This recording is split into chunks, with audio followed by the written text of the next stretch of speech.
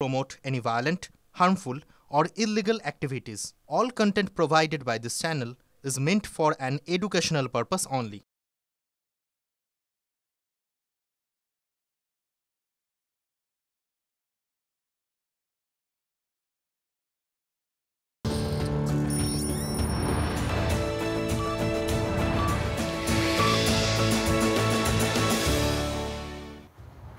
দেখছেন টিভি9 বাংলা। পাঁচ কথা নিয়ে আপনাদের সঙ্গে রয়েছে আমি মধুকল্পিতা। পাঁচ কথা শুরুতে আমাদের কোন দিকে নজর থাকবে? নজর থাকবে জীবন কৃষ্ণ সাহার দিকে। কেন বলছি শোনাবো আপনাদের।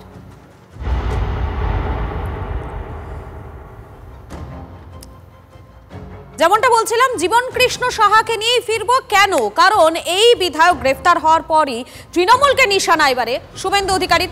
জীবন কৃষ্ণর সঙ্গে তৃণমূল নেতাদের ছবি দেখিয়ে আক্রমণ বিরোধী দলনেতার।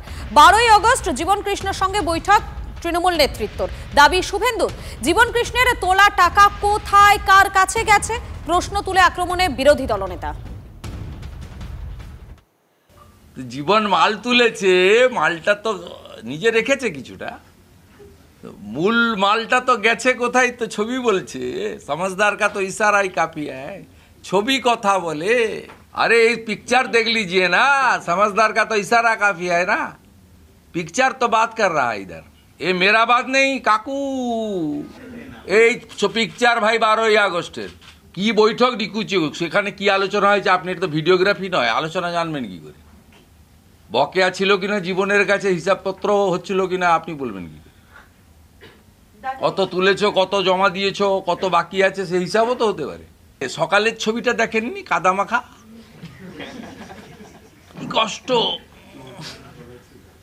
ওই ছবিটা দেখেননি? সকালে কাদা মাখলো কেন? যদি রাজনৈতিক বন্দী হয়ে থাকে, ইডি যাবে, দরজা খুলে দিবে, বলে চলুন কোথায় নিয়ে যাবেন। কাদা মাখতে গেল কেন? এর আগে পুকুরে ঝাঁপ দিয়েছিল, এবারে নালাতে ঝাঁপ দিয়েছে। এমনকি অভিষেকের সঙ্গে ছবি দেখিয়ে, জীবন কৃষ্ণের ছবি দেখিয়ে আক্রমণে শুভেন্দু অধিকারী। পাল্টা নারদ অস্ত্রকে হাতিয়ার করে শুভেন্দুকে নিশানা তৃণমূলের। শুভেন্দুর নারদ যোগের প্রসঙ্গ তুলে প্রধানমন্ত্রীকেও নিশানা। নরেন্দ্র মোদী বাংলায় দুর্নীতির বিরুদ্ধে লড়াইয়ের কথা বলছেন, সম্ভবত সেই অভিযানেরই মুখ হবেন শুভেন্দু। নারদ কেলেঙ্কারির ছবি পোস্ট করে কটাক্ষ করছে তৃণমূল। ভোট আসার আগে বিজেপির অস্ত্র হিসেবে ইডি আর সিবিআই আছে। এটা বাংলার মানুষ কেন, গোটা দেশের মানুষ জেনে গেছে। এই হাস্যকর অপযুক্তি, যে নিজে জেল খাটার ভয়ে, জেল থেকে পালিয়ে যাওয়ার, জেল থেকে বাঁচার ভয়ে, ইডি আর সিবিআই থেকে বাঁচার ভয়ে নরেন্দ্র মোদীর পা ধরেছে গিয়ে, তার মুখ থেকে কোনো জ্ঞানের বাড়ি বাংলার মানুষ শুনবে না। সেটা 21-এ প্রমাণিত, 24-এ প্রমাণিত, 26-এ লিডার অফ অপোজিশন পর্যন্ত হতে পারবে না। বাংলার মানুষ এই অবস্থা করে রেখে দেবে। আর এই যে নিয়োগ দুর্নীতি, সেই নিয়োগ দুর্নীতির টাকায় ঘনিষ্ঠদের নামে নগদে জমি কিনেছেন জীবন কৃষ্ণ। সম্পত্তি কিনে কালো টাকা সাদা করার ছক তৃণমূল বিধায়কের। পিসি মায়া সাহা, নিতাই সাহা, গৌড় সাহা, রাজেশ ঘোষ সহ ঘনিষ্ঠদের নামে প্রচুর জমি কেনার নথি উদ্ধার হয়েছে খবর ইডি সূত্রের। স্ত্রীর নামেও প্রচুর সম্পত্তি কিনেছেন জীবন কৃষ্ণ। সব সম্পত্তি কেনা হয়েছে নগদে, এমনটাই অনুমান ইডির। গত 5 বছরে কত সম্পত্তি বেড়েছে জীবন কৃষ্ণর ঘনিষ্ঠদের? জানতে জীবন ঘনিষ্ঠদের আয়কর রিটার্নে নজর ইডির। জীবনের স্ত্রী এবং পিসি মায়া সাহাকে সম্পত্তির নথি সহ তলব করা হয়েছে।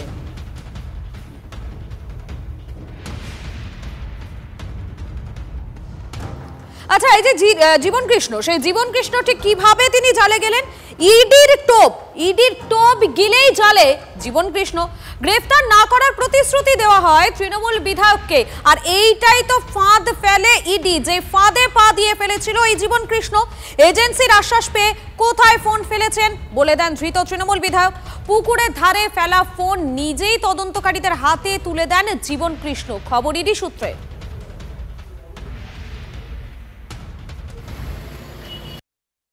প্রথমবার তার বাড়িতে রেড হয়েছিল, ধরা পড়েছিল, তথ্য পেয়েছে, তারপর জামিনও পেয়ে যায়। অনেক কেস এজন্য ইডির হাতে যাচ্ছে, প্র্যাকটিক্যালি সিবিআইর হাতে সে ক্ষমতাও নাই বিশেষ। আমাদের আশা যে এই যে দুর্নীতি পশ্চিমবাংলায় আকাশে বাতাসে ছেয়ে গেছে, তার সমাধান হবে। এই ধরনের লোকেদেরকে যখন এক্সপোজ করা যাবে, আইনের সামনে নিয়ে আসবে, সেই প্রক্রিয়া শুরু হয়েছে।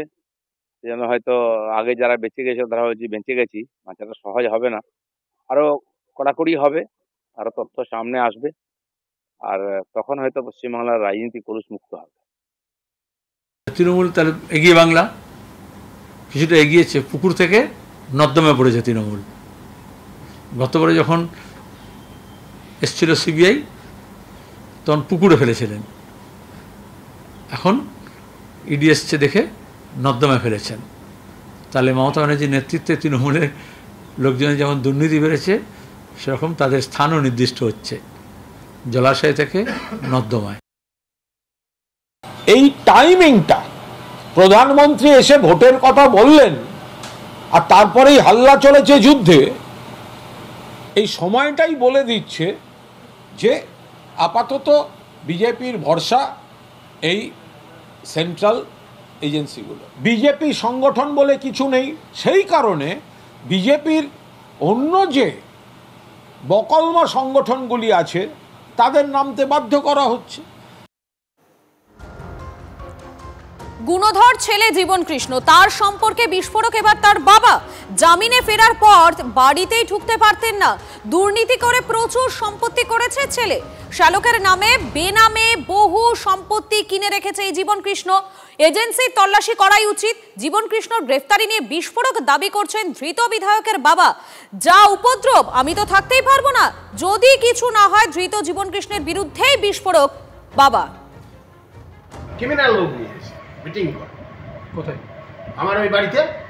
যেদিন থেকে ও জামিন নিয়ে এসেছে সেদিন থেকে আমি বাড়ি ঢুকতে পারি না। আমার অনেক হিসাবপত্র আছে, কিচ্ছু করতে পারি না, যেতেও পারি না, বাড়িতে ঢুকতেও পারি না। কান্দি থানার এমএলএ বর্তমান, ওকে দিলাম দরখাস্ত, বলে এলাম, তারপরে থানাকে জানালাম, থানাও কোনো অ্যাকশন করলো না। সে এমএলএ হয়েই কথা বলছে। এই যে এই সম্পত্তি মায়ারানী সাহা, এম বাজার, জীবন সাহা কাপড় দিতে গিয়েছিল আন্দিতে, যোগাযোগ নাই বলে, কিন্তু যোগাযোগ সব আছে। পিসির মানে পিসির বড় তাই ও লাইনে হয়েছে, ওকে তো ইয়েটা করে দিল না, কাউন্সিলরটা জীবন কৃষ্ণ করে দিয়েছে। হ্যাঁ, আচ্ছা, যে অভিযোগে ইডির আজকে তদন্ত, সেটা হচ্ছে প্রাথমিক নিয়োগ দুর্নীতি, প্রাথমিক শিক্ষক নিয়োগ, সেটাতে কি মানে আপনার বোনও জড়িত বলে মনে হয়? হ্যাঁ, সম্পত্তি কি ছিল? একটা মিষ্টি দোকান করতে আবার কি সম্পত্তি ছিল? এইভাবে হয়েছে, দুর্নীতি করে পয়সা করে কাউন্সিলর হয়েছে, এখন তো পয়সা অটোমেটিক আছে। এখন কি করবো, আমরা এইভাবে চলছে। এখন দেখি এমএলএটা যাক, তারপর যা হবে, এমএলএ স্ট্যাম্পটা যাক, তারপর আমি এখন বার করে দেবো বাড়ি থেকে। আপনার নিজের বাড়ি আপনি নিজেই ঢুকতে পারছেন না? না, জেল তো দরকারই আছে, জেল দরকার নাই বলে আর যাও পুত্র, আমি তো থাকতে পারবো না যদি ও কিছু না হয়। বাবা ও বলতে সরাসরি যে ও এমএলএ হওয়ার পর থেকে আপনাদের এত প্রতিপত্তি বৃদ্ধি হয়েছে এবং আপনারা সেই দুর্নীতির সঙ্গে সরাসরি না, এটা ফালতু কথা বলেছে। ওইসব সম্পর্ক আমার নাই, ভাইপোর সঙ্গে ওইরকম নেই। সম্পর্ক আছে দাদার সঙ্গে না, সেরকম নাই, ওইসব নাই। কিন্তু জীবন সাহা আমার ভাইপো, রক্ত সম্পর্ক, কিন্তু ওটা তো আমার ভাইপো বটে যদিও, কিন্তু ও কি করেছে না করেছে সেটা তো বলতে পারবো না। এমনি আমার ভাইপো বলে, হ্যাঁ হ্যাঁ, না আমরা একসঙ্গে মানুষ, ভাইপো আমি একসঙ্গেই মানুষ। আমরা বেশি বেশি ছোট বড় আমরা নয়, ভাইপোটা ওঠে। আর এই নিয়োগ দুর্নীতির টাকায় আত্মীয় পরিজনদের নামে বেনামে অনেক সম্পত্তি করেছেন জীবন কৃষ্ণ, এমনই দাবি করা হচ্ছে ইডি সূত্রে। তদন্তকারীদের নজরে জীবন কৃষ্ণর পিসি সাঁইথিয়া পুরসভার কাউন্সিলর মায়া সাহা। 28 তারিখ মায়া সাহাকে তলব করেছেন ইডির আধিকারিকেরা। কেন এলো আপনার কি মনে হচ্ছে? কেন আপনার সেটা কে জানে, কোনো হিংসা হিংসির কারণে হতে পারে, কোনো রাজনীতি করছি বলে সেটাও হতে পারে, হিংসা হিংসির কারণে। 28 তারিখে হ্যাঁ যাবো, নিশ্চয়ই যাবো। হ্যাঁ,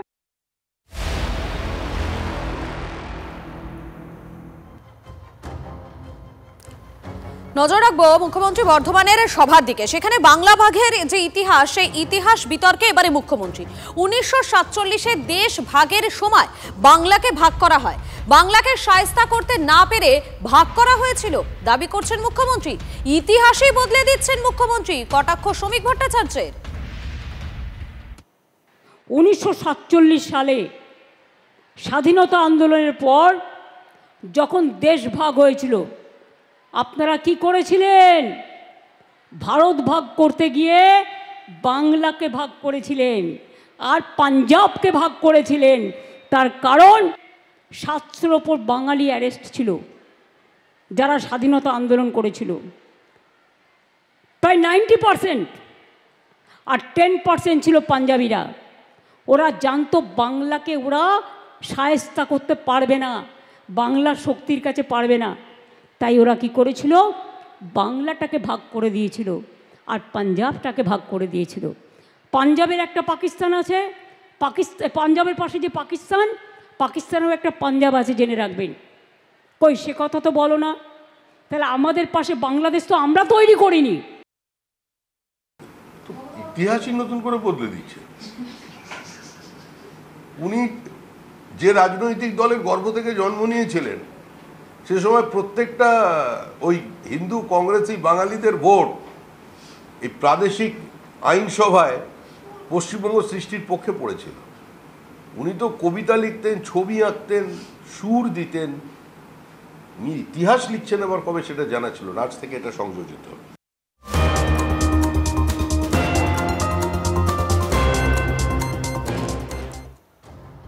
আর এই বর্ধমানের সভা থেকেই প্রধানমন্ত্রীকে আক্রমণ করলেন মুখ্যমন্ত্রী।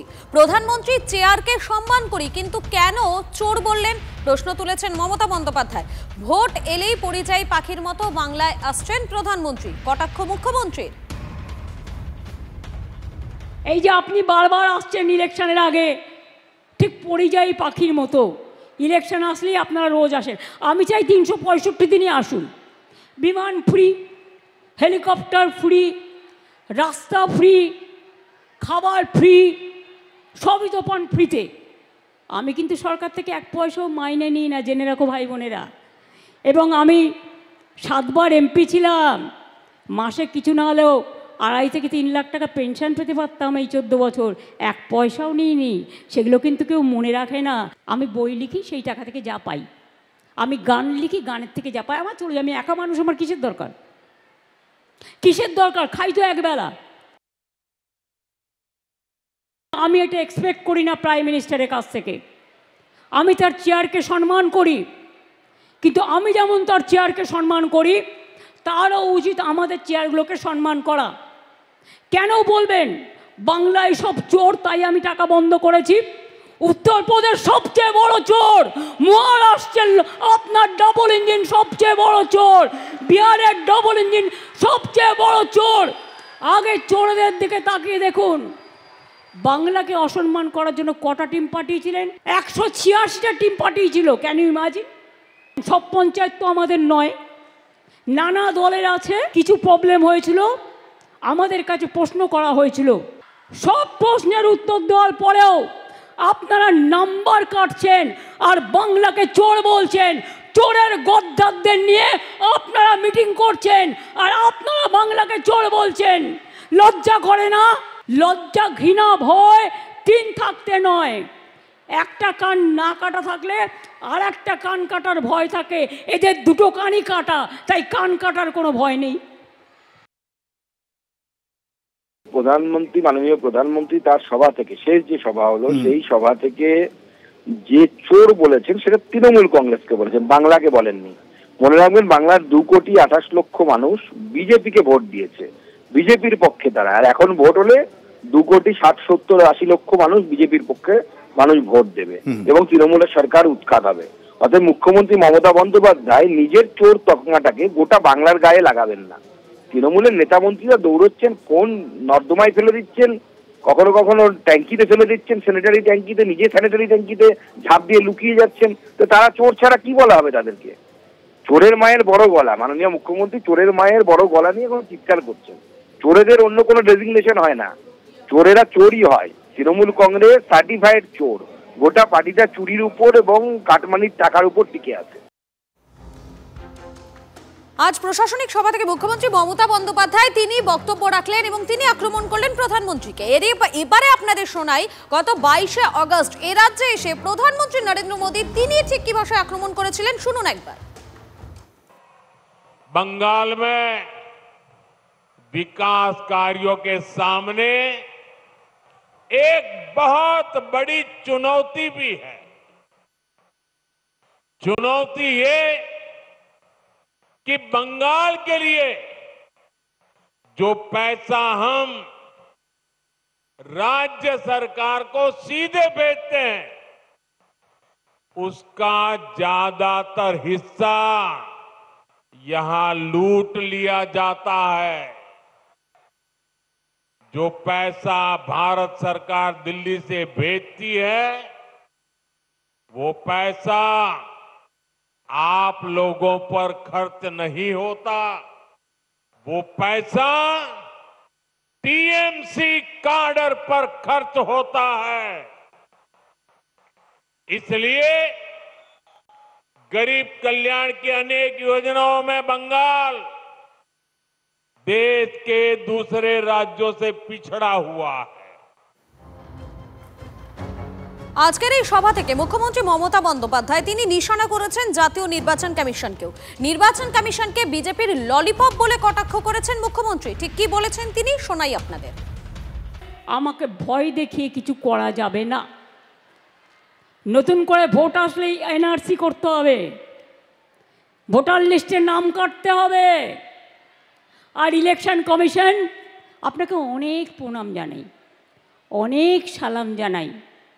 প্লিজ দয়া করে বিজেপির ললিপপ হবেন না, প্লিজ দয়া করে বিজেপির ললিপপ হবেন না, তাহলে কিন্তু দেশের মানুষ ক্ষমা করবে না। পশ্চিমবঙ্গের যে রাজ্য নির্বাচন কমিশনার আছেন একদম কুমোরটুলির অসুর, ওনাকে উনি ললিপপ, ওনার ভাজা চপ বেগুনি খাইয়ে খাইয়ে অভ্যস্ত হয়েছেন, ওই জন্য মনে করছেন যে এগুলোই চলে। কেন্দ্রীয় সরকারও এসব করে। স্পেশাল 26 নয়, এ হলো স্পেশাল 5। একেবারে বলিউডি কায়দায় ভুয়ো সিবিআই ইডির অফিসার সেজে প্রতারণার অভিযোগ। ডায়মন্ড হারবারে কোর্টপাড়ায় প্রতারণা চক্রের পর্দা ফাঁস, হাতে নাতে পাকড়াও 5 অভিযুক্ত। কেন্দ্রীয় গোয়েন্দা সংস্থার নামে ভুয়ো দফতরে পুলিশের হানা, উদ্ধার পুলিশ এবং প্রশাসন সংক্রান্ত নকল পরিচয়পত্র ও শংসাপত্র। সূত্রে খবর, প্রতারণা চক্রের মূল পান্ডা ফাল্গুনী চট্টোপাধ্যায় নামে এক ব্যক্তি। ওই ব্যক্তি সহ মোট 5 জনকে ধরেছে ডায়মন্ড হারবার জেলা পুলিশ। প্রতারণা চক্রের জাল ছড়িয়েছিল রাজ্যের বাইরেও। আর কেউ এই চক্রে যুক্ত রয়েছে কিনা তা খতিয়ে দেখছেন তদন্তকারী আধিকারিকেরা। কিছুদিন আগে বীরভূমের প্রাক্তন তৃণমূল নেতা বিভাস অধিকারীর জাল নেটওয়ার্কের পর্দা ফাঁস হয়েছিল নয়ডাতে। ইন্টারপোল থেকে কেন্দ্রীয় তদন্তকারী সংস্থার নামে নকল অফিস খুলে জাল কারবার ফেদে বসার অভিযোগ ওঠে এই বিভাসের বিরুদ্ধেও। বেলেঘাটাতেও মিলেছিল ডেরার খোঁজ। সংগঠন খোলা হয়েছে, তার বিভিন্ন লোগো, ব্যানার এবং তাদের যারা পোর্টফোলিও হোল্ডার তাদের বিভিন্ন আই কার্ড ইত্যাদি এসব করে একটা কার্যকলাপ শুরু হয়েছে, যেটা আমাদের ইন্টেলিজেন্সে ধরা পড়ে। বেশ কিছু মানুষকে অ্যাপ্রোচ করা হয়েছে এবং যারা মূলত প্রতারণার শিকার তাদেরকে আমরা অ্যাপ্রোচ করি এবং তারা এটা বলে যে হ্যাঁ, কাউকে কোনো ব্যবসাদারকে ধমকে চমকে, অনেকটা ওই যে আমাদের একটা স্পেশাল 26 সিনেমা স্টাইলে আর কি, এরা নিজেদেরকে ইম্পারসোনেট করতো CBI officer, ED officer, CID officer, কখনো ভিজিলেন্স অফিসার, কখনো নার্কোটিক্স কন্ট্রোল ব্যুরো আমাদের তরফে আমরা করছি। এইসব নানা রকম ভাবে ধমকে চমকে এই যে প্রতারণাটা এটা চলছে। সম্প্রতি তাদেরকে আমরা অ্যারেস্ট করেছি, 5 জনকে অ্যারেস্ট করেছি। এর মধ্যে ফাল্গুনী চ্যাটার্জি বলে একজনকে আমরা এখন পর্যন্ত কিংপিন হিসেবে পাচ্ছি। এসএসসি মামলায় 5 জনের কণ্ঠস্বরের নমুনা নিল এবারে সিবিআই। 3 মাসের চেষ্টায় অবশেষে কণ্ঠস্বরের নমুনা নিতে পারল সিবিআই। পঙ্কজ বানসাল, সুবীরেশ ভট্টাচার্য, পর্ণা বসু, সমরজিৎ আচার্যের কণ্ঠস্বরের নমুনা সংগ্রহ করল সিবিআই।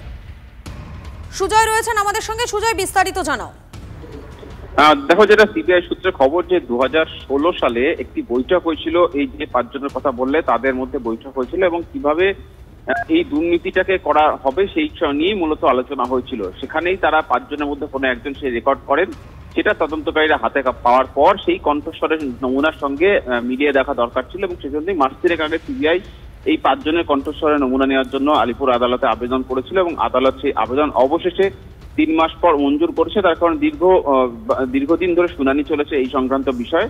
অবশেষে আদালত অনুমতি দিয়েছে এবং আজকে সেন্ট্রাল ফরেন্সিক সায়েন্স ল্যাবের যে এক্সপার্ট তার উপস্থিতিতে একজন ম্যাজিস্ট্রেটের সামনে কণ্ঠস্বরের নমুনা সংগ্রহ করা হয়েছে এবং কণ্ঠস্বরের নমুনা ইতিমধ্যেই সেন্ট্রাল ফরেন্সিক সায়েন্স ল্যাব সেখানে পাঠানো হয়েছে পরীক্ষার জন্য। কণ্ঠস্বরের নমুনা মিলে গেলে কিন্তু এই দুর্নীতির একটা বড়সড় পর্দা ফাঁস হবে, সে কথা বলার অপেক্ষা রাখে না। ধন্যবাদ সুজয়।